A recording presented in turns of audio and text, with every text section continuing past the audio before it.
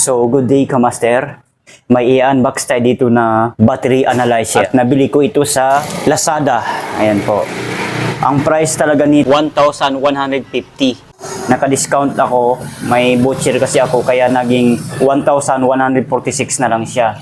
So, sa mga gustong bumili nito, wala po akong link dito na ilalagay dito sa video na to. Doon po kayo direct sa link na ni Sir Battery PH. Shout out po sa iyo Sir Battery PH. Doon po ako nag-order sa link na nilagay nyo sa video description ninyo. So sa mga gustong bumili nito, doon din kayo mag-order. Okay? So ito po. So atin ngayon itong i-unbox. Buksan natin.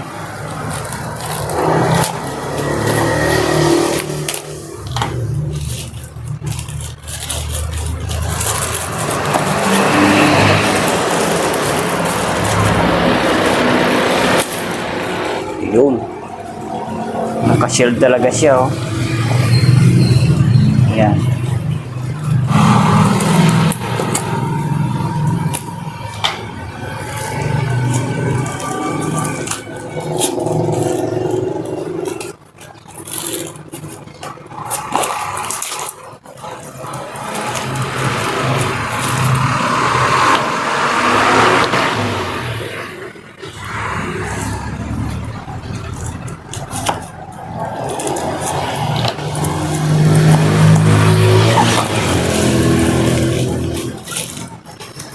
Ayun. Kita ko agad yung kanyang picture. Ayan. Micro 200 Pro Digital Battery Tester. 12 volts battery tester. LCD and LED display. 220 Ah. Suitable for motorcycle and car battery. Ayan. Saan talaga siya? Digital battery tester. Ayan. Maganda to siya. Dalawang variant pala siya, may small clamp, may big clamp. So ang napili natin ay big clamp. Ito maganda kasi ito.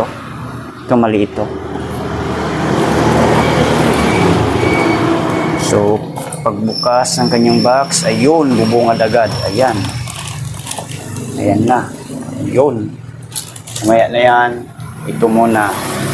Doon may kasama siyang parang charger. Ayan. Tapos may kasama siyang user manual. Wala nang laman sa box. Yun na. Yan ang lahat. Ayan. Ito na yung pinaka battery analyzer. Ayan. Ganda. Ayan oh. Tampist ka talaga. Ganda oh. Ayun oh. Bagong bago yan. Oh. Lancol. Ang maganda. Battery tester. Ayan. Yung sinasabi ko, malaki yung kanyang alligator clip. Ayan. Maganda siya gamitin. Ayan. Ayan o. Big clamp talaga siya.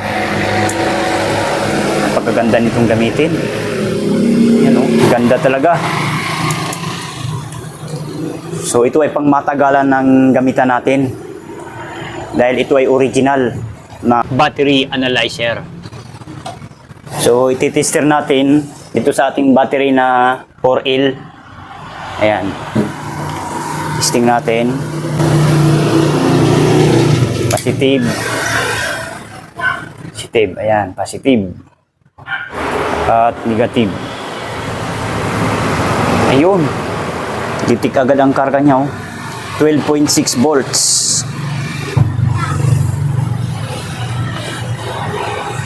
Set lang natin siya ng 40 ampere.